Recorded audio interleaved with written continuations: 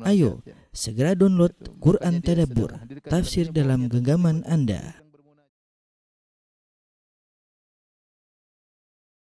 Bismillahirrahmanirrahim. Assalamualaikum warahmatullahi wabarakatuh. Alhamdulillahi ala ihsani wa syukru lahu ala taufiqihi wa amtinani wa asyhadu an la ilaha illallah wahdahu la syarika lahu ta'ziman li sya'ni wa asyhadu anna Muhammadan abduhu wa rasuluhu da'ila ridwani. Allahumma salli alaihi wa ala alihi wa ashabihi wa ikhwani.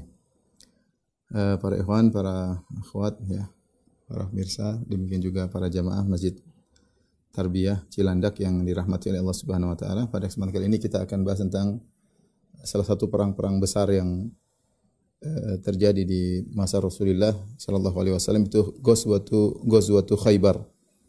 Ghazwatu Khaybar, perang Khaybar. Khaybar adalah kota yang terletak di sebelah utara kota Madinah, ya. Kalau seorang pergi ke arah utara, kalau di Madinah, arah utara itu menuju ke Mujamma' Malik Fahad, yaitu tempat percetakan Quran, itu arah ke utara. Kebalikan dari arah kiblat, ya. Kalau kita pergi ke arah tempat percetakan Quran, kita terus ke sana, lama-lama akan sampai ke Khaybar.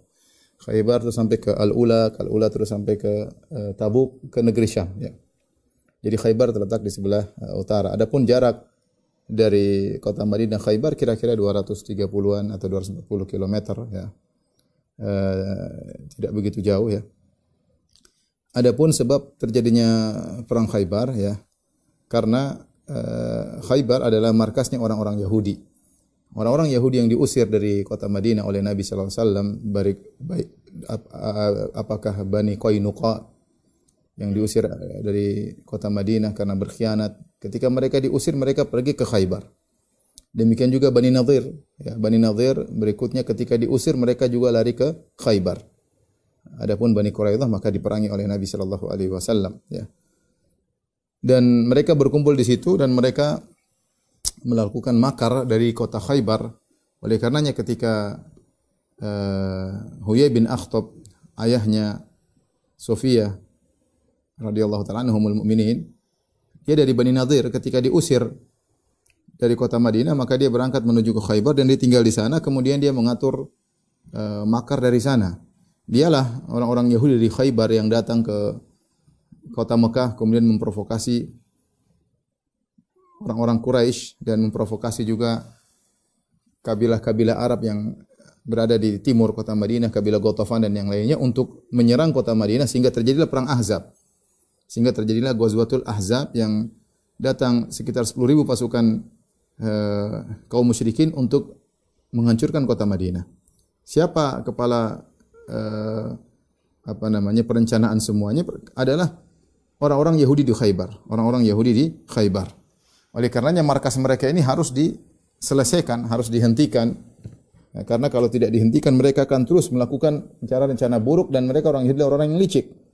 Ya, adalah mereka orang yang licik dan mereka tidak mengenal halal haram kalau antara mereka dengan selain mereka. Oleh karenanya ketika terjadi perjanjian Hudaybiyah, kesempatan orang-orang Quraisy lagi berjanji melakukan perjanjian damai dengan kaum muslimin, sehingga di antara manfaat dari perjanjian Hudaybiyah, maka kaum muslimin istirahat dari musuh besar mereka orang-orang Quraisy, sehingga kaum muslimin bisa fokus untuk menyerang musuh mereka berikutnya, yaitu orang-orang Yahudi Khaybar. Karena kalau Nabi berperang dengan Khaybar, orang Quraisy tidak akan membantu karena mereka ada perjanjian damai dengan kaum muslimin. Dan mereka akan meninggalkan orang-orang Yahudi sendirian dalam berperang melawan kaum muslimin. Maka kesempatan besar bagi Nabi sallallahu alaihi wasallam untuk segera berangkat menuju Khaybar dengan pasukan para sahabat untuk menyerang kota Khaybar, ya. Disebutkan bahwasanya peristiwa perang Khaybar terjadi setelah Rasulullah SAW pulang dari Ghazwah Dzi Qarat, sebagaimana kita jelaskan pada pertemuan lalu, ketika jagoannya adalah Salamah bin Al-Aqwa, ya. Ketika pulang dari sana setelah 3 hari, ya, Rasulullah SAW berangkat lagi, ya. Kalau kita lihat sejarah Nabi SAW itu tidak berhenti. Rasulullah SAW dari satu perang menuju perang berikutnya, dari kegiatan satu kegiatan berikutnya, baru pulang 3 hari berangkat lagi menuju Khaybar, yaitu di bulan Muharram tahun ke-7 Hijriyah. Bulan Muharram tahun ke-7 Hijriyah, ya. Maka Rasulullah SAW menyiapkan pasukan, ya. Dan Allah telah menjanjikan bahwasanya Rasulullah SAW akan menaklukkan Khaybar sebagaimana pendapat para ulama ketika Allah menurunkan surat Al-Fatah, ya, kemudian Allah mengatakan wa'adakumullahu maghanima katsiratan ta'khudunaha. Allah menjanjikan bagi kalian ghanimah yang banyak yang kalian akan mengambilnya, yaitu di Khaybar. Jadi Allah sudah menjanjikan kaum muslimin akan mengalahkan Yahudi di Khaybar. Maka Rasulullah menyuruh para sahabat untuk bersiap-siap pergi menuju Khaybar, dan kali ini Rasulullah SAW tidak melakukan tauriyah. Dua perang yang Rasulullah SAW tidak melakukan tauriyah, yaitu Rasulullah SAW terang-terangan, yaitu perang Khaybar dengan perang Tabuk. Ya. Perang Khaybar dengan perang Tabuk. Ya. Adapun perang Khaybar karena Allah telah menjanjikan bahwasanya kaum muslimin akan menaklukkan kota Khaybar. Jadi Rasulullah SAW tidak perlu sembunyi-sembunyi, terang-terangan kita akan pergi perang melawan Yahudi di Khaybar. Adapun perang Tabuk Rasulullah SAW terang-terangan tidak melakukan tauriyah, tidak melakukan taktik, ya, tapi terang-terangan menuju Tabuk karena untuk perang ke Tabuk butuh persiapan yang matang karena jaraknya 1000-an kilo, ya, atau sekitar 750-an kilo. Belum lagi musuhnya adalah orang-orang Romawi yang sangat hebat, makanya Rasulullah SAW perlu menyampaikan secara serius. Adapun perang-perang yang lain, Rasulullah SAW terkadang hanya memberi isyarat-isyarat, terkadang Rasulullah pergi ke utara kemudian belok ke selatan dalam rangka untuk melakukan trik-trik peperangan. Untuk perang Khaybar dan perang Tabuk, maka Rasulullah SAW terang-terangan bahwasanya mereka kaum muslimin akan berperang melawan Yahudi di Khaybar, ya, dan juga kaum Romawi di Tabuk nanti, ya. Ketika Rasulullah SAW bersiap dengan para sahabat, ya, maka datanglah sebagian orang-orang yang tidak ikut serta dalam perjanjian Hudaybiyah, dan mereka ingin ikut serta bersama Nabi SAW pergi ke Khaybar karena mereka tahu kaum muslimin akan menang sebagaimana janji Allah Subhanahu wa taala. Namun Rasulullah SAW menolak keberangkatan mereka bersama Nabi SAW. Kata Allah, "Sayaqulul mukhallafuna idza talaqtum ila maghanima lita'khudhuha dharuna natabi'kum." Maka berkatalah orang-orang yang tidak ikut perang, tidak ikut berangkat dalam perjanjian Hudaybiyah, ketika kalian akan pergi menuju ghanimah yang akan kalian ambil itu ke Khaybar, mereka berkata, "Dharuna natabi'kum." Ya Rasulullah, biarkan kami mengikuti kalian. Ya. Yuriduna ayubaddilu kalamallah, qul lan tattabi'una. Katakanlah wahai Muhammad, kalian tidak akan ikut kami, tidak perlu, ya. Tidak perlu. Maka Rasulullah SAW tolak mereka sehingga Rasulullah SAW berangkat dengan para sahabat yang pergi di perjanjian Hudaybiyah sekitar 1.500 sahabat saja untuk berangkat menuju melawan Yahudi Khaybar. Ketika Rasulullah SAW hendak berangkat, maka Rasulullah SAW meminta Abu Talha Al-Ansari untuk mencarikan pemuda atau anak remaja untuk menjadi pembantu Nabi SAW selama keberangkatan di Khaybar. Ya, Rasulullah perlukan ada pembantunya, mungkin mengambil apa, mengambil anu, maka Abu Talha Al-Ansari akhirnya menjadikan Anas radhiyallahu anhu untuk membantu Rasulullah SAW dalam perangnya selama perang ke Khaybar. Kata Anas bin Malik radhiyallahu anhu, "Ana Nabi sallallahu alaihi wasallam qala li Abi Talha." Nabi sallallahu alaihi wasallam berkata kepada Abu Talha, "Iltamis li gulaman min ghilmanikum yakhdimuni hatta akhruja ila Khaybar." Carikanlah bagiku, yaitu anak remaja dari anak-anak yang ada pada kalian untuk membantuku sampai aku pergi ke Khaybar. Maka Abu Talha pun datang kemudian menggoncengku di belakang. Ketika itu ana gulamun rohaktul hulum, dan aku adalah seorang remaja yang hampir dewasa tapi belum dewasa. Fakuntu akhdumu Rasulullah sallallahu alaihi wasallam idza nazala, maka aku membantu Nabi sallallahu alaihi wasallam kalau Rasulullah sallallahu mampir suatu tempat, maka semua keperluan Nabi dibantu oleh Anas bin Malik radhiyallahu anhu. Fakuntu asma'uhu katsiran yaqul, selama aku membantu Nabi SAW, aku sering mendengar Rasulullah SAW berdoa, Allahumma inni a'udzubika minal hammi wal hazan. Ini sering dibaca oleh Nabi SAW. Ya Allah, aku berlindung kepada Engkau minal hammi wal hazan, dari kegelisahan dan kesedihan. Wal ajzi wal kasal, dari ketidakmampuan dan kemalasan. Wal bukhli wal jubni, dari sikap pelit dan juga dari sikap pengecut. Wa dhala'id daini wa ghalabatir rijal, dari utang yang melilit seseorang dan juga dari dikuasai oleh orang-orang, ya. Jadi Rasulullah sering baca doa itu, ya. Dan kita harap kalau Rasulullah sering baca, maka kita lebih utama untuk sering membaca doa tersebut. Allahumma inna a'udzubika minal hammi wal hazan wal ajzi wal kasli wal bukhli wal jubni wa dhala'id daini wa ghalabatir rijal. Rasulullah SAW minta perlindungan dari 8 perkara. Allahumma inna a'udzubika minal hammi, kegelisahan, wal huzni, dari kesedihan, wal ajzi, dari ketidakmampuan, wal kasli, kemalasan, kemudian wal bukhli, dari pelit, wal jubni, dari pengecut, wa dhala'id daini wa ghalabatir rijal, dari utang yang melilit, dan juga dari dikuasai oleh orang lain. Tsumma qadimna Khaybar, kemudian sampai kami tiba di Khaybar. Sebagaimana kita tahu, Abu Talha adalah ayah tirinya Anas bin Malik. Anas bin Malik bapaknya meninggal dalam kondisi kafir, kemudian ibunya Ummu Sulaim akhirnya menikah dengan Abu Talha Al-Ansari, ya. Makanya ketika Nabi suruh Abu Talha cari anak remaja yang bisa membantu Nabi, dia bawa anak tirinya yaitu Anas bin Malik radhiyallahu taala anhu. Ketika Nabi SAW pergi ke Khaybar, maka yang ditugaskan untuk mengurusi kota Madinah sebagai pengganti Nabi adalah Siba bin Ghurfutah Al-Ghifari, ya, radhiyallahu anhu. Ketika Rasulullah SAW berjalan dengan para sahabat, ya, menuju ke Khaybar, ya, Rasulullah melewati beberapa lokasi, ya. Kemudian Rasulullah SAW berhenti sholat di beberapa tempat, ya. Dan Rasulullah SAW naik di atas himarnya, ya. Al-Imam Al-Bukhari, Imam Muslim meriwayatkan dari Salam bin Al-Aqwa radhiyallahu anhu, beliau berkata, "Kharajna ma'an Nabi sallallahu alaihi wasallam ila Khaybar fasirna lailan." Kami keluar bersama Nabi sallallahu alaihi wasallam dalam perang Khaybar, kami berjalan di malam hari. Faqala rajulun minal qaum li ammi, ya. Maka ada seseorang, ya, berkata kepada pamanku Amir bin Al-Aqwa. Jadi Amir bin Al-Aqwa ini adalah pamannya Salamah. Ada seorang berkata kepada pamanku, "Ya Amir, ala tusmi'una min hunayyatika? Bisakah kau dengarkan kepada kami sebagian syair-syairmu?" Ya. Wa kana Amirun rajulan syairan. Fanazala yahdu bi ashabir Rasul, dan dia adalah seorang yang ahli syair. Maka dia pun melantunkan al-huda, huda yaitu syair untuk membuat semangat onta-onta, semangat dalam bersafar, ya. Dan ini diperbolehkan dengan kesepakatan para ulama.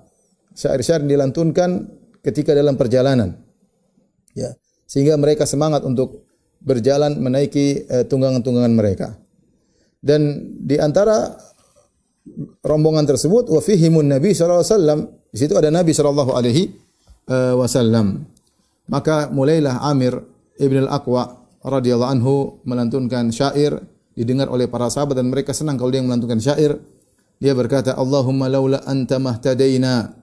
Ya Allah, kalau bukan karena engkau kami tidak akan dapat hidayah. Wala tasaddaqna wala sallaina. Kami tidak akan bersedekah dan kami tidak akan salat. Faghfir fida'an laka mattaqaina. Ampunilah kami ya Allah, ya, selama kami bertakwa. Wa tsabbitil aqdama in laqaina, kokohkanlah kaki-kaki kami ketika kami bertemu dengan musuh. Wa alqiyan sakinatan alaina, dan berikanlah ketenangan kepada kami. Inna idza siha bina abaina, sungguhnya kalau terdengar suara-suara teriakan untuk berperang, kami enggan untuk kabur, kami akan menyambut seruan tersebut, ya. Ketika dia membacakan syair-syair ini, Rasulullah SAW bertanya, ya, kepada para sahabat, "Man hadha sa'iq?" atau "Man hadzal hadi?" Siapa yang sedang menantunkan syair ini? Maka para sahabat bertanya, "Amir ibn Al-Aqwa, ya Rasulullah." Amir ibn Al-Aqwa. Maka Rasulullah SAW berkata, "Yarhamuhullah, semoga Allah merahmatinya." Subhanallah. Kalau Rasulullah biasa doa begitu, yarhamuhullah, biasanya orang ini akan mati syahid.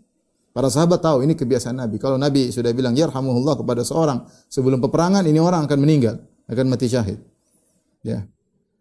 Maka seorang ada yang berkata, "Wajabat ya Rasulullah laula amta'tana bihi." Ya Rasulullah, dia akan meninggal dunia, ya. Seandainya engkau maksudnya seandainya dia masih hidup lebih lama agar kami bisa berjalan bersama dia. Mereka para sahabat bahagia bisa jalan sama Amir bin Al-Aqwa. Karena di tengah perjalanan dihibur dengan syair-syair, lantunan-lantunan yang mengingatkan kepada iman, yang buat mereka semangat untuk berjalan menuju peperangan, ya. Dalam riwayat yang lain, Rasulullah SAW mendoakan dia. Rasulullah berkata, "Ghafara laka rabbuk." Semoga Rabbmu mengampuni engkau. Maka sahabat yang meriwayatkan hadis mengatakan, "Wa mastaghfara Rasulullah SAW li insanin yakhussuhu illa stushhid." Tidak ada seorang pun yang Rasulullah mendoakan ampunan secara khusus kecuali akan mati syahid. Ya. Fanada Umar bin Khattab wa huwa ala jamalin lahu. Maka Umar pun berkata, dan Umar sedang naik di atas onta. Umar berkata, "Ya Rasulullah, law matta'tana bi Amir." Ya Rasulullah, seandainya dia masih hidup bisa lebih lama untuk menemani kami dalam perjalanan. Artinya para sahabat tahu ini bakalan meninggal sebentar lagi. Sebentar lagi akan meninggal. Dan benar, Amir termasuk orang yang pertama meninggal dalam perang Khaybar, Amir bin Al-Aqwa. Setelah berjalan menempuh sekitar 240 km, ya, akhirnya para sahabat sudah mendekat di kota Khaybar. Dan mereka tiba di Khaybar di malam hari. Mereka belum masuk kota Khaybar, masih sudah mendekat. Dan mereka akhirnya bermalam. Dan Rasulullah SAW disebutkan kalau tiba di malam hari, Rasulullah SAW tidak akan menyerang tiba-tiba di malam hari. Sampai pagi hari. Kalau pagi hari baru Rasulullah SAW kemudian menyerang dengan tiba-tiba. Orang-orang Yahudi Khaybar tidak tahu, ya. Karena prosesnya cepat. Rasulullah SAW sudah pulang dari perang Ziqarat, kemudian pulang 3 hari langsung berangkat ke Khaybar. Kalaupun ada mata-mata tidak sempat menduga Rasulullah SAW begitu cepat gerakannya, berpindah dari satu kota ke kota yang lain, dari Ziqarat kemudian pindah ke Madinah, kemudian 3 hari sudah berangkat ke Khaybar. Jadi orang-orang Yahudi Khaybar tidak tahu mereka sedang didatangi oleh kaum muslimin. Di pagi hari Rasulullah SAW salat al-fajr bi ghalas. Rasulullah SAW salat subuh ghalas. Ghalas itu remang-remang, ya. Jadi Rasulullah SAW agak mengakhirkan salatnya di waktu remang-remang. Kemudian Rasulullah SAW naik tunggangannya bersama para sahabat. Kemudian Rasulullah SAW pun mendatangi Khaybar. Ketika para sahabat akan masuk di Khaybar, kota Khaybar, maka Rasulullah SAW berkata kepada para sahabat, "Kifu, berhenti dulu. Berhenti dulu." Untuk apa? Untuk berdoa. Ini penting ya ikhwan, ya. Doa itu sangat penting, ya. Maka seorang selalu mengikatkan hatinya kepada Allah Subhanahu wa taala. Maka Rasulullah SAW berdoa dengan doa masuk kota, dan kebiasaan Rasulullah kalau masuk kota beliau berdoa dengan doa tersebut. Allahumma rabbas samawati wa ma adlalna. Ya Allah, penguasa langit dan semua yang ada di bawahnya, yang dinaungi oleh langit. Wa rabbal ardina wa ma aqlalna. Ya Allah, penguasa bumi dan apa yang dinaunginya, yang di atasnya. Wa rabbas syayatin wa ma adlalna. Dan ya Allah, Engkau penguasa syaitan dan apa yang disesatkan oleh syaitan semuanya dikuasai oleh Engkau. Wa rabbar riyahi wa ma azraina. Dan Engkau adalah penguasa angin dan apa yang dihembuskan oleh angin. Fa inna nas'aluka khaira hadhil qaryah. Ya, dan ini adalah, dan biasa Rasulullah SAW kalau berdoa beliau bertawassul dengan sifat-sifat Allah Subhanahu wa taala. Sini beliau bertawassul dengan rububiyah Allah.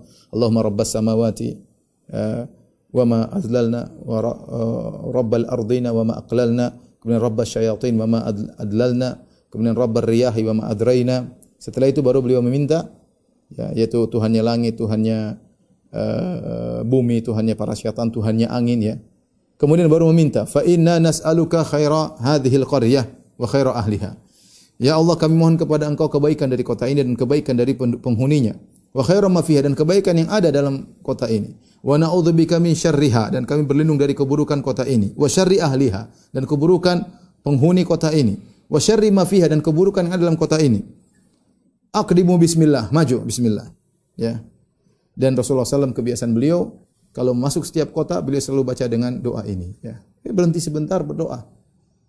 Ingatkan gantungan hati kepada Allah. Kita enggak tahu masuk suatu tempat apa yang terjadi. Wallahu alam, kita enggak tahu. Orang nakal situ, orang jahat, kita enggak tahu. Maka setiap masuk kota hendaknya seorang berdoa dengan doa tadi. Maka kata Anas, fa atainahum hina bazagati syams, ya. Maka kami pun mendatangi mereka ketika matahari terbit. Waqad kharaja yahudu Khaybar ila zura'ihim bimasahihim wa makatilihim, dan mereka sedang baru keluar dari rumah-rumah mereka membawa alat-alat pacul, alat-alat kebun, ya. Alat-alat untuk ngambil korma, ya, alat-alat kebun. Kemudian sebagian mereka mengeluarkan hewan-hewan ternak mereka. Mereka tidak sadar, ya, bahwasanya kaum muslimin sudah dekat dengan mereka.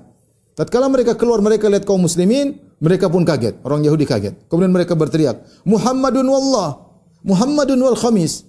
Muhammad, demi Allah Muhammad telah datang. Muhammad itu al-khamis, dan al-khamis maksudnya adalah pasukan, wal jaish. Wal jaish, ya, disebut dengan al-khamis karena pasukan biasanya dibagi menjadi 5 posisi. Ada posisi muqaddimah bagian depan, ada posisi saqo bagian belakang, ada posisi maimanah sebelah kanan, pasukan sebelah kiri, maisarah dan al-qalb. Jadi orang-orang Yahudi menyebut pasukan atau dengan al-khamis. Al-khamis maksudnya 5 karena pasukan itu dibagi menjadi 5 posisi. Pasukan bagian depan, pasukan bagian belakang, pasukan bagian kanan, pasukan bagian kiri, maisara dan al-qalb, bagian tengah. Maka mereka pun kabur, masuk ke benteng-benteng mereka. Ketika Rasulullah SAW melihat mereka kabur, Rasulullah SAW berkata, Allahu Akbar, kharibat Khaybar. Allahu Akbar, Khaybar akan kalah. Inna idza nazalna bi sahati qaumin fasa'a sabahul munzirin. Sungguhnya kami kalau sudah singgah di pelataran suatu kaum, maka akan buruk pagi orang-orang yang telah diperingatkan. Pagi ini mereka akan menimpa keburukan. Ikhwan dan akhwat yang dirahmati Allah Subhanahu wa taala, para jamaah Masjid Tarbiyah yang dirahmati Allah Subhanahu wa taala, Khaybar secara geografis terbagi menjadi 2 lokasi ya. Setengah lokasi separohnya terdiri atas 2 wilayah namanya Natat dan Shiq. Natat dan Shiq ini satu wilayah setengah dari Khaybar. Khaybar yang kedua setengah yang lainnya disebut dengan Al-Qutaibah. Al-Qutaibah. Di posisi yang pertama daerah Natat dan Shiq ini ada sekitar 5 benteng besar. 5 benteng besar. Kemudian di daerah Al-Qutaibah ada 3 benteng besar. Jadi ada 8 benteng yang harus ditaklukkan oleh Nabi SAW dalam perang Khaybar. Ya, tetapi Rasulullah SAW mulai dari daerah Natat, kemudian Shiq, baru kemudian ke arah Al-Qutaibah. Begitu metode peperangan Nabi SAW dari satu benteng ke benteng berikutnya. Jadi Yahudi punya 8 benteng dan menunjukkan memang Khaybar adalah markas mereka. Saya qadarullah waktu ke Khaybar juga sempat lewat benteng Yahudi ya. Cuma masih ada bentengnya, kemudian saya mau masuk dengan seorang kawan. Rupanya dilarang, kita nggak tahu karena kemudian kita lewat pengen masuk aja, ternyata dilarang. Akhirnya kita pergi ya, sebelum datang polisi menegur. Baik. Ikhwan dan akhwat yang dirahmati Allah Subhanahu wa taala, jadi di daerah Natat dan Shiq ada beberapa benteng terkenal. Benteng pertama namanya Benteng Naim, benteng kedua namanya Benteng Sa'ab bin Mu'adz, benteng ketiga namanya Qal'atuz Zubair, benteng keempat namanya Benteng Ubay, benteng keenam namanya benteng kelima namanya Benteng An-Nazar. Ya. Adapun 3 yang pertama yaitu Benteng Naim, Benteng Sa'ab bin Mu'adz dan Benteng Qal'atuz Zubair berada di daerah Natat. Kemudian benteng yang Ubay dan Nazar berada di Shiq ya. Jadi Natat, Shiq, Natat ada 3 benteng, Shiq ada daerah Shiq ada 2 benteng. Adapun yang daerah kedua ya, setengahnya lagi Khaybar yaitu Qutaibah.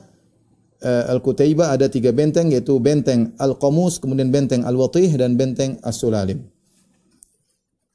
Mulailah peperangan terjadi, maka pertama yang didatangi oleh pasukan kaum muslimin adalah Benteng Naim, Hisn Naim. Maka keluarlah pimpinan dari orang-orang Yahudi di situ menantang duel. Ini kebiasaan dahulu mereka sebelum perang duel dulu ya. Maka keluarlah seorang Yahudi yang bernama Marhab. Dialah rajanya orang Yahudi di situ.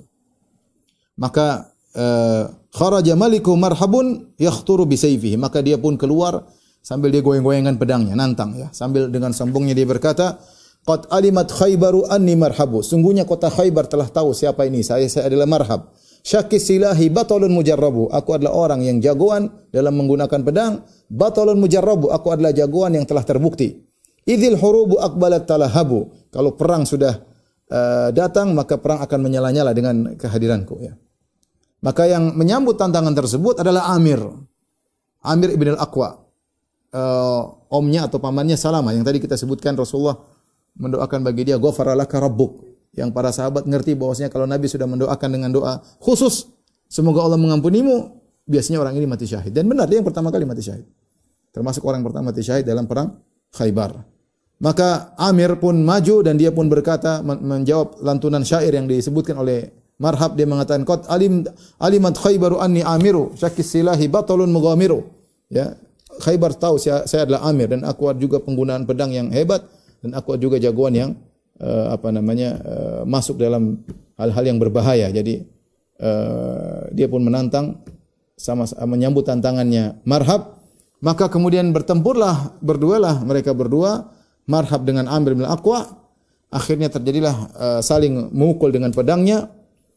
Marhab ketika memukul dengan pedangnya, maka pedangnya mengenai perisainya Amir, pedangnya masuk di perisainya Amir, maka Amir pun menggunakan pedangnya untuk memukul bagian bawah, bagian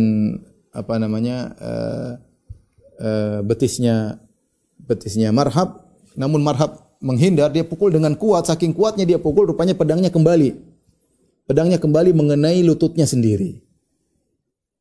Akhirnya dia meninggal gara-gara hal tersebut, yaitu senjatanya balik.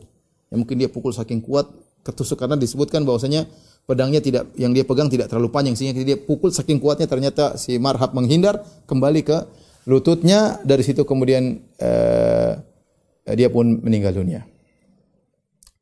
Radhiyallahu ta'ala anhu. Ketika Amir bin al-Aqwa meninggal dunia, maka sebagian dari sahabat Nabi ada yang berkomentar, batala amalu Amir. Amir gugur amalannya. Dia telah membunuh dirinya sendiri. Maka Salamah datang kepada Nabi SAW.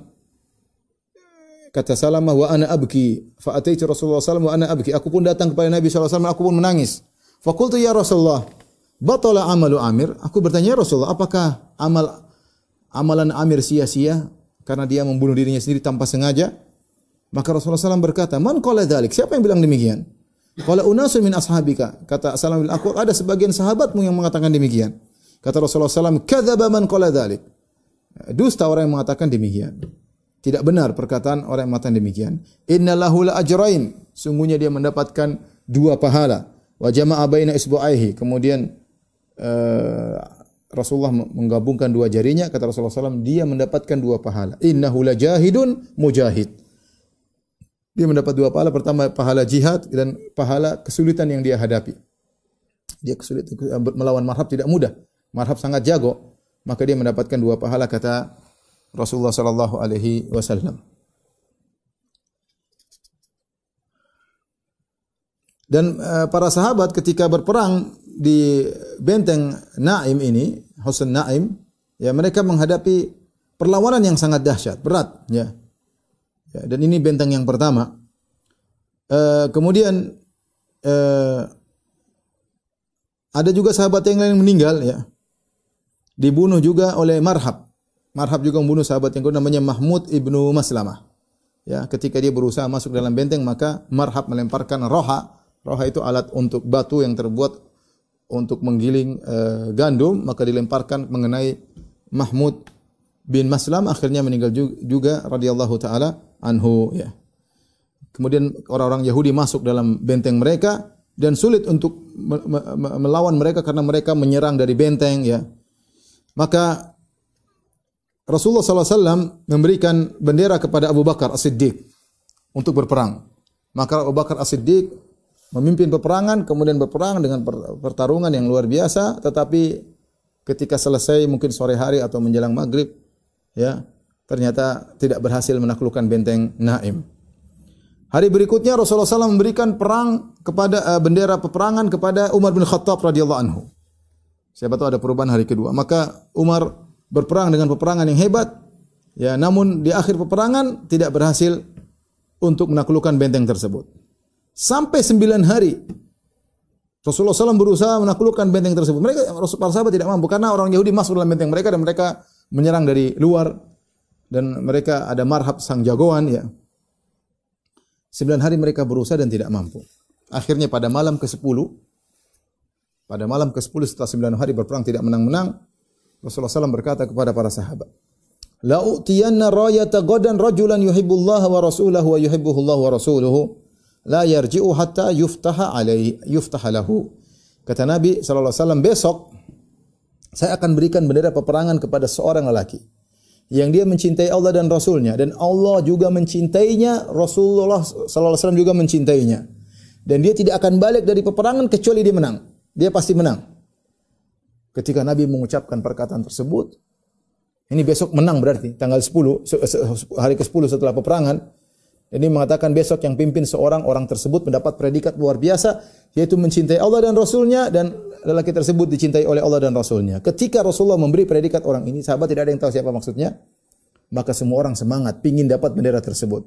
Kata Umar bin Khattab, perhatikan, ma ahbabtul imarata ila yauma idzin, aku tidak ingin jadi pemimpin kecuali pada hari itu. Aku ingin menjadi orang yang memegang bendera tersebut. Aku ingin mendapatkan predikat dicintai oleh Allah dan Rasulnya. Fatasawartulah, maka aku berusaha menunjukkan diriku agar Rasulullah memberikan bendera tersebut kepada Umar. Kata Umar, raja'a an ud'alaha. Aku harap Rasulullah panggil, Umar, pegang ini bendera. Ternyata tidak. Buraidah bin Husayb radhiyallahu juga berkata, "Wa ana fi man tatawala laha," dan aku juga termasuk sahabat yang pingin dapat bendera, nampakkan wajah di hadapan Nabi supaya Nabi kasih bendera peperangan tersebut. Malam itu, fabatan nasu yadukuna lailatum ayyuhum yu'taha. Jadi buah bibir di kalangan para sahabat. Siapa sih besok yang dapat bendera tersebut? Falamma asbahan nas ghadaw ala Rasulillah.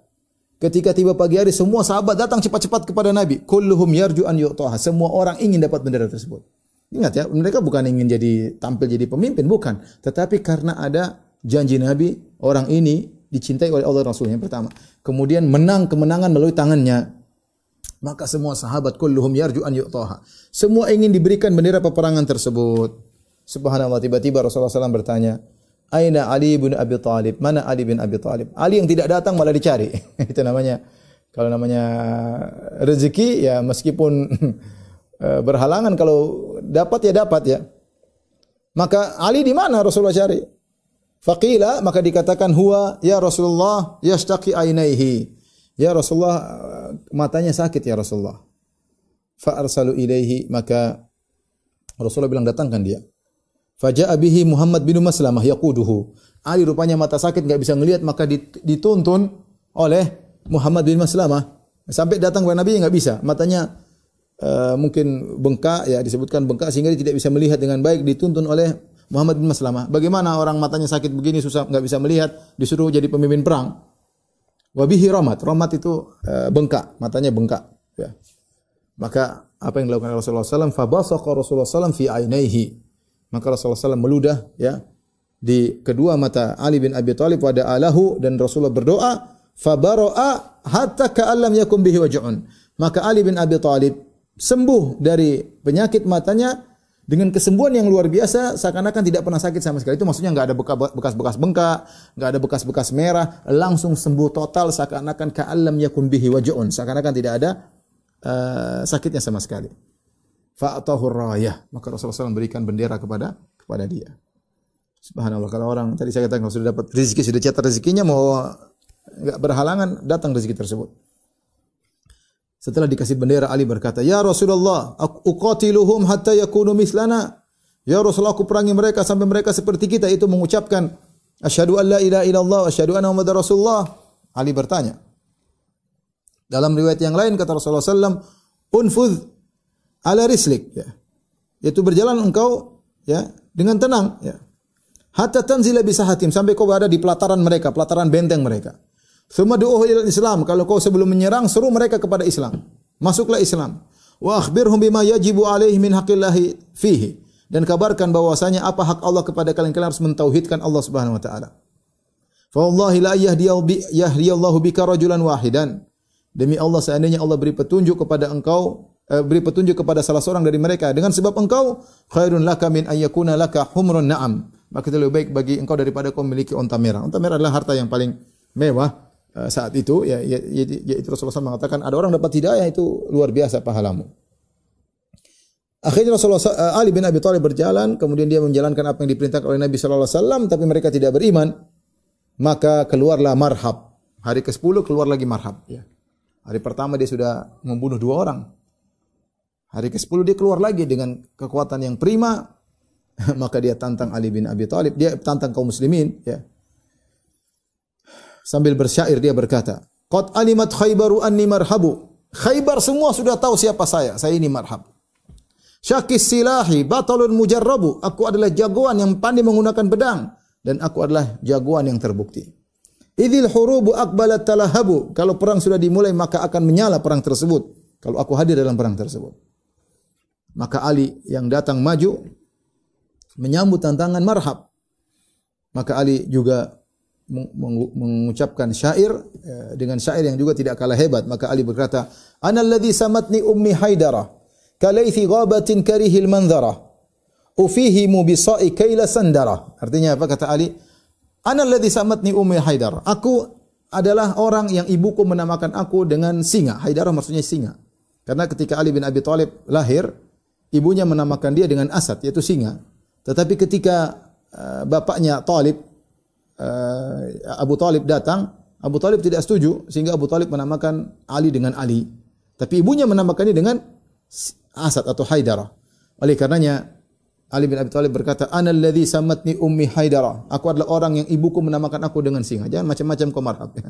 Aku ini singa. Ya. Kalaithi ghabatin karihil manzar. Aku seperti singa yang menakutkan di tengah hutan. Ufihimu bisa'i kaila sandar. Aku akan habis engkau dengan hantaman yang akan menghabiskan engkau. Jadi Ali berjanji kau akan mati ya. Marhab. Maka kemudian mereka maju bertempur. Maka Ali pun menghantam Marhab, maka dihantam di kepalanya, maka dia pun bunuh Marhab ya. Maka ketika itu akhirnya peperangan dimenangkan oleh kaum muslimin dan akhirnya kaum muslimin berhasil menguasai benteng Naim. Baru benteng pertama, masih ada 7 benteng lagi ya. Masih ada 7 benteng lagi. Setelah Marhab tewas, muncul saudaranya namanya Yasir. Saudaranya Marhab keluar kemudian menantang duel ya. Dan ini masih di peristiwa benteng Naim, keluar kemudian menantang duel, man yubari, siapa yang melawan aku? Siapa yang berduel melawanku? Maka keluarlah Zubair bin Awam radhiyallahu taala anhu, sepupunya Nabi sallallahu alaihi wasallam. Zubair bin Awam anaknya Sofiyah bintu Abdul Muttalib. Sofiyah bintu Abdul Muttalib tantenya Nabi. Kakek Nabi kan Abdul Muttalib. Nabi kan bapaknya Muhammad bin Abdullah bin Abdul Muttalib. Zubair bin Awam, ibunya Sofiyah bintu Abdul Muttalib. Jadi Zubair adalah sepupunya Nabi sallallahu alaihi wasallam. Ketika itu, ibunya Sofiyah hadir dalam peperangan tersebut. Melihat anaknya maju perang, dia khawatir juga. Zubair maju, ini sepupu Nabi sallallahu alaihi wasallam. Maka Sofiyah bintu Abdul Muttalib, bibi Nabi sallallahu alaihi wasallam, tante Nabi sallallahu alaihi wasallam berkata kepada Nabi, "Yuqtalu ibni ya Rasulullah." Wahai Rasulullah, anakku akan terbunuh. Ini orang jago, ya, saudaranya Marhab. Kata Rasulullah SAW, bal ibnuki yaqtuluhu insyaallah. Insyaallah anakmu Zubair akan membunuh orang tersebut. Maka duel akhirnya Zubair bin Awam pun membunuh Yasir, saudaranya Marhab. Ya. Subhanallah, di antara pasukan kaum muslimin ada seorang laki yang ikut dan dia hebat dalam berperang, tapi Nabi SAW mengatakan innahu min ahlin nar, dia penghuni neraka jahanam. Ini terjadi juga di perang Uhud. Ada seorang yang bunuh diri akhirnya berperang dengan hebat. Kalau nggak salah namanya Qasman, kemudian meninggal dengan mati bunuh diri. Ada juga seorang di perang Khaybar pun demikian. Ya. Keluarlah salah seorang di kaum muslimin dan dia berperang dengan perang yang sangat hebat. Fa'ujiba bihi sahabat kagum melihat orang ini berperang radhiyallahu anhum. Tapi Rasulullah SAW berkomentar innahu min ahlin nar. Sungguhnya dia dari penghuni neraka jahanam. Al-Imam Al-Bukhari Imam Muslim meriwayatkan dari Abu Hurairah. Beliau berkata, "Syahidna ma'a Rasulillah sallallahu alaihi wasallam Khaybar." Aku ikut serta dalam perang Khaybar. Ya.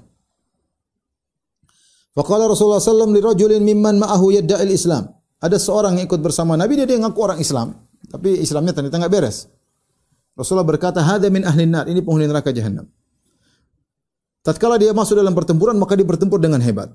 Sampai hatta kasrat bihil jiraha, sampai lukanya banyak sekali.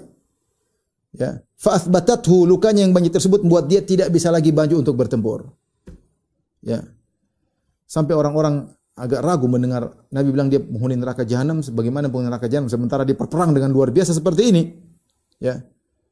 Ketika itu dia sudah tidak kuasa menahan rasa sakit yang dia rasakan karena lukanya sangat berat, sudah bisa bertempur lagi, sudah enggak kuat ya.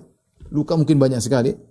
Fa ahwa biyadi ila kinanati, maka dia pun mengambil dari tempat anak-anak panahnya, fastakhraja minha sahman fanahara biha nafsahu, maka dia pun mengambil anak panah kemudian dia membunuh dirinya, yaitu dia bagian anak panah kan tajam bagian depannya, maka dia pun memotong lehernya agar cepat mati ya. Maka para sahabat kaget melihat lelaki tersebut, bagaimana dia mati bunuh diri. Maka para sahabat berkata, "Ya Rasulullah, sadaqallahu haditsak." Benar apa yang kau ucapkan ya Rasulullah. Qad intahara fulan faqatala nafsahu, dia telah bunuh diri, telah membunuh dirinya sendiri. Ya. Kemudian Rasulullah berkata, "Ya Bilal kum fa'adzin." Ya Bilal berdiri dan azanlah. Kemudian Nabi berkata, "Innahu la yadkhulul jannata illa mu'min." Tidak ada yang masuk surga kecuali orang mukmin. Wa innallaha la yu'ayyidu hadzal dina birrajulil fajir. Sungguh Allah menolong agama ini dengan seorang yang fajir. Ini orang dia fajir, tapi kefajirannya membantu kaum muslimin, dia perang ya, meskipun akhirnya matinya seperti itu, mati bunuh diri, tapi kata Nabi innallaha la yansuru hadzal din birrajulil fajir. Sungguhnya Allah menolong agama dengan seorang yang fajir ya. Ya, terkadang Allah menolong agama dengan seorang kafir seperti Abu Talib. Abu Talib kafir tapi membantu agama Islam, membantu dakwah Nabi sallallahu alaihi wasallam. Untuk menaklukkan benteng Naim ini berat ya. Sehingga banyak sahabat yang terluka ya. Di antaranya Yazid bin Abi Ubaid berkata, "Ra'aitu athara darbatin fi saqi Salamah."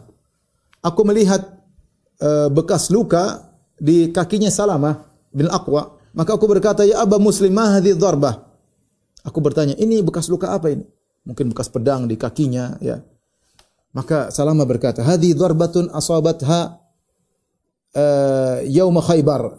Ini hantaman yang mengenai kakiku ketika perang Khaybar. Faqala an-nas usiba Salamah. Orang-orang pun berkata, Salamah sudah kena musibah, terpotong kakinya, terluka, yaitu robek besar. Fa utiya bi Rasulullah sallallahu alaihi wasallam, maka aku pun dibawa oleh para sahabat ke hadapan Nabi sallallahu alaihi wasallam, fanafatha fi thalatha nafathat. Maka Nabi pun meniup lukaku 3 kali. Ya. Famastaqaituha hatta sa'ah. Setelah Nabi tiup kakiku tersebut, aku tidak pernah merasakan sakit pada bekas tiupan Nabi ini sampai saat ini ya. Taib, intinya setelah perjuangan luar biasa 10 hari, akhirnya kaum muslimin berhasil menaklukkan benteng Naim. Setelah itu mereka menuju kepada benteng kedua, yaitu benteng Sa'ab bin Mu'adz. Benteng Sa'ab ini nama-nama benteng, terkadang ada nama benteng dan nama orang. Benteng Sa'ab bin Mu'adz ya. Benteng ini juga ya, benteng yang sangat kuat setelah benteng Naim.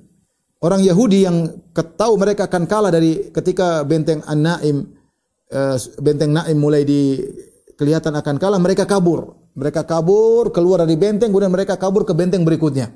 Itu benteng Sa'ab bin Mu'adz. Pada hari berikutnya maka Rasulullah SAW memberikan bendera peperangan kepada Al-Hubab bin Al-Munzir. Al-Hubab bin Al-Munzir. Maka para sahabat berperang untuk menaklukkan benteng tersebut selama 3 hari, ya, berperang selama 3 hari. Ketika dalam musim peperangan di Khaybar, ya, para sahabat mengalami rasa lapar yang luar biasa. Ya, mungkin persediaan makanan kurang karena perangnya rupanya alot, tidak gampang. Bukan perang sehari selesai seperti perang Uhud atau perang Badar, tidak. Ini perang sampai 10 hari, tambah lagi 3 hari, 13 hari. Persediaan makanan terbatas. Makan di mana ya? Maka para sahabat kelaparan, ya. Dan para sahabat sempat membawa humur, yaitu keledai yang jinak ya, keledai negeri ya. Keledai ada 2, namanya al-humur al-wahsiyah dan humur al-ansiyah ya.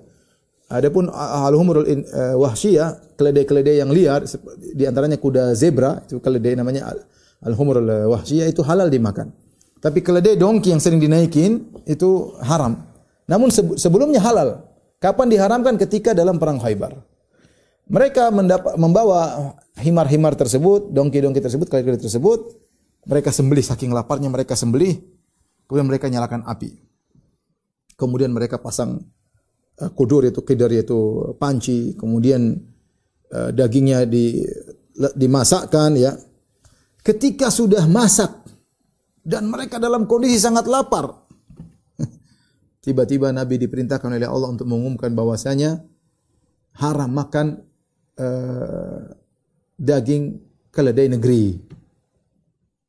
Kemudian Rasulullah SAW menyuruh untuk memberi pengumuman kepada seluruh sahabat yang sudah menunggu siap makan, lagi kelaparan siap makan, tiba-tiba disuruh tumpahkan. Kata Rasulullah SAW, tumpahkan semua kidir-kidir, tumpahkan seluruh panci-panci tersebut. Ya. Maka ketika hari itu harrama alaihim aidan luhumal bighal. Rasulullah SAW mengharamkan sejak hari itu. Ada aturan baru yang datang, tidak boleh makan daging keledai negeri, tidak boleh makan daging hewan begal, ya. Kemudian tidak boleh makan setiap burung yang memiliki kuku yang tajam, ya. Dan beberapa hal yang diharamkan oleh Nabi sallallahu alaihi wasallam, ya. Abdullah bin Abi Aufa berkata, "Asabatna maja'atun yauma Khaybar." Ketika perang Khaybar kami mengalami rasa lapar yang amat sangat. Fanaharnaha, kami pun menyembelih himar-himar kami. Wa nahnu ma'a Rasulillah, dan kami bersama Rasulullah sallallahu alaihi wasallam. Wa qad asabna lil qaumi humuran kharijatan minal Madinah. Ketika kami sedang keluar dari Madinah menuju Khaybar, ada beberapa himar kami dapati, kami bawa. Fanaharnaha, kami sembelih. Fa inna qudurun la tagri, kemudian kami masak. Ketika itu kompor sudah mendidih, artinya siap dimakan. Idnada munadir Rasul, tiba-tiba ada seorang tukang memberi pengumuman, utusan Rasulullah SAW dengan berteriak, anikfa'ul qudura wa la tat'amu min luhumil humuri syai'an. Tumpahkan semua panci-panci dan tidak boleh sedikit pun kalian makan dari daging keledai. Subhanallah. Padahal apa kata para sahabat? Amarana Nabi sallallahu alaihi wasallam fi ghusli Khaibar an nulqil humur al-ahliyah ni'atan, ya.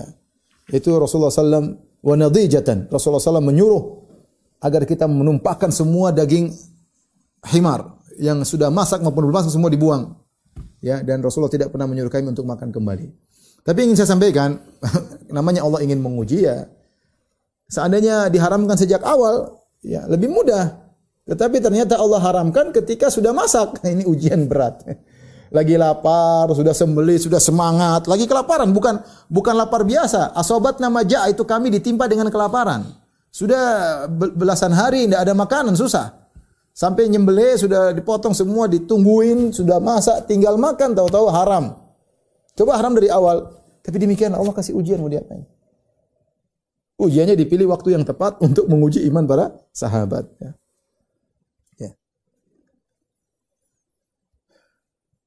Akhirnya dibuanglah semua daging-daging himar tersebut. Ya. Dalam sebagian riwayat disebutkan juga di perang Khaibar Rasulullah SAW mengharamkan mut'atin nisa, mengharamkan nikah mut'ah. Tapi ini dikritiki oleh banyak ulama, dikritiki oleh Ibnu Hajar, dikritiki oleh Ibnu Katsir, dikritiki oleh gurunya Al-Mizzi karena riwayat tentang Rasulullah pernah mengizinkan nikah mut'ah itu bukan di Khaibar tapi di Fatu Makkah. Sempat Rasulullah SAW izinkan, kemudian Rasulullah haramkan. Rasulullah haramkan dan tidak pernah kembali lagi penghalalannya. Ya. Dan itu kondisi ketika itu kondisi sulit, para sahabat banyak yang pergi, kemudian mereka membutuhkan untuk berhubungan dengan wanita sehingga Rasulullah SAW sempat membolehkan nikah mut'ah sebentar, kemudian Rasulullah SAW haramkan dan tidak pernah lagi dibolehkan.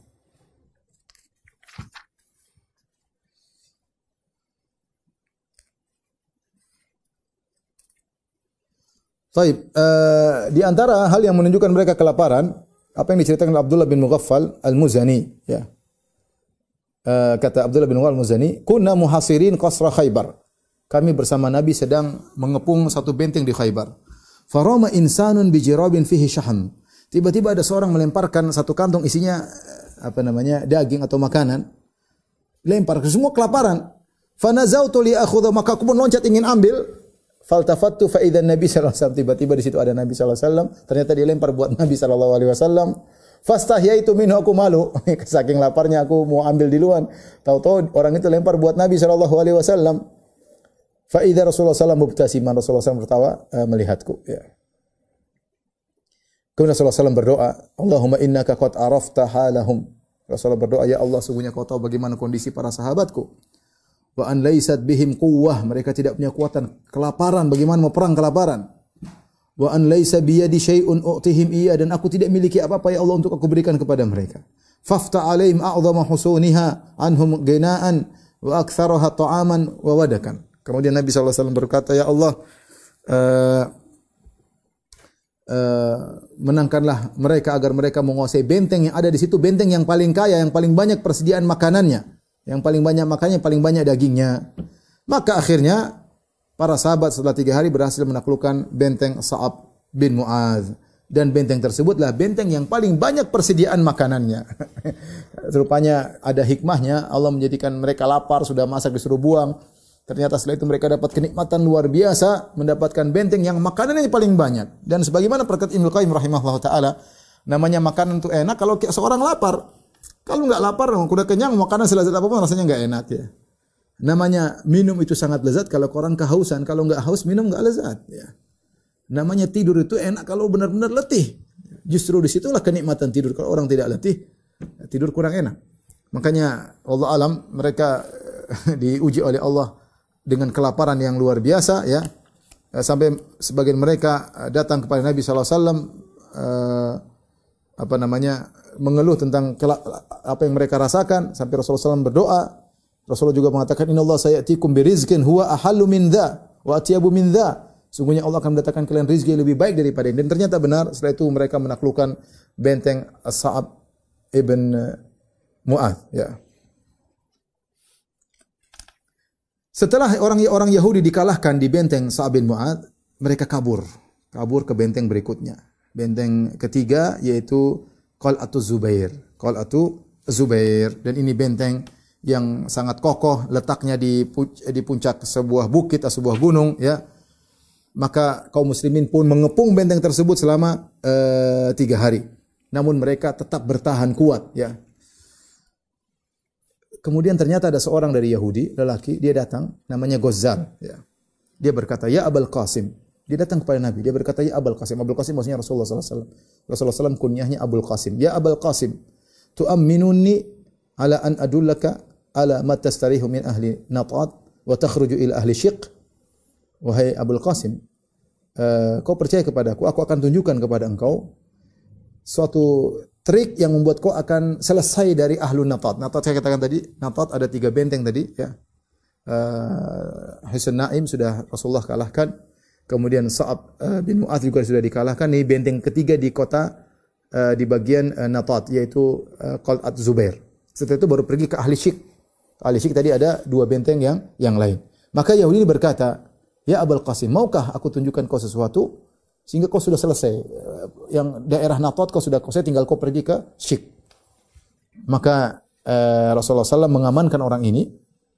Ya, orang ini jangan diganggu, diamankan dirinya, hartanya dijaga. Maka orang ini berkata, Yahudi, ya, dia berkhianat dari Yahudi untuk membela Rasulullah SAW.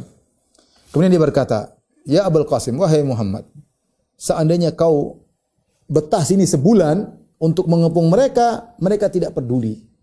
Mereka tidak peduli. Mereka akan kuat terus. Kenapa? Karena mereka punya sumber air di bawah. Ada sumber air yang benteng tersebut nyambung ke suatu sumber air.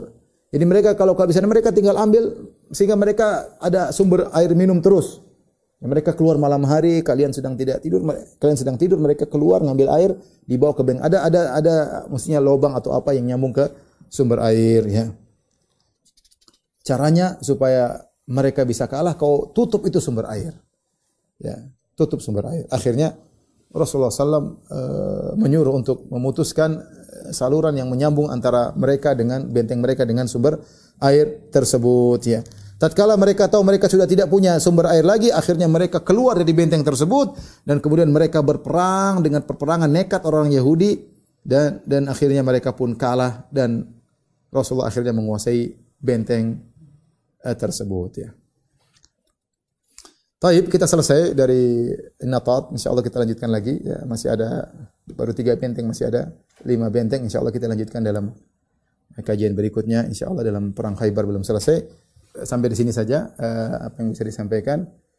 Kurang lebihnya saya mohon maaf. Wabillahi taufiq wal hidayah. Assalamualaikum warahmatullahi wabarakatuh.